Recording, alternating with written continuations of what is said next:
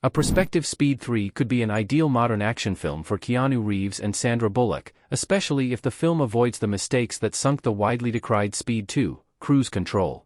30 years after it was originally released, Speed remains an impeachable benchmark of the action genre.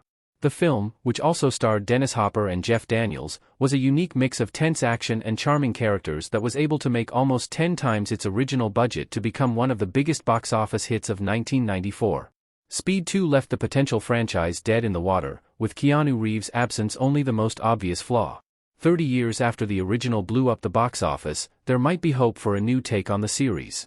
As reported by Screen Rant, Keanu Reeves has revealed that he thinks he and Bullock could knock it out of the park if they reunited for Speed 3. Keanu Reeves returning for Speed 3 alongside Bullock could fit well into the modern action landscape, but it has to avoid the underlying problems that doomed Speed 2 even before filming began.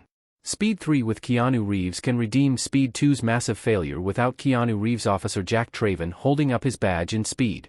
Speed 3 could be the perfect means to replicate the success of the original film, especially if it avoids the script problems that ruined Speed 2. Released in 1994, Speed was a crucial point in the careers of Keanu Reeves and Sandra Bullock, cementing them as Hollywood stars. The film paired them together as an LAPD officer and an unassuming civilian who find themselves trapped within the machinations of a criminal bomber, Howard Payne. Despite a fast-paced tenor that never lets up on the action, the film benefits most from strong performances and a character-driven script. The film was a massive success, both critically and commercially, and has been heralded as a masterpiece of the action genre. However, Speed 2 suffered in comparison, partly due to the absence of Keanu Reeves' role, Jack Traven. A prospective Speed 3 could be an ideal chance to return to the thriller over 3 decades later, exploring how the characters and tone of a 90s action film fit into a more modern sensibility. However, it'll need to do more than just bring back Reeves, as Speed 2 suffered from numerous other problems. What went wrong with Speed 2? Following the massive success of Speed, a prospective sequel was set in motion by 20th Century Fox.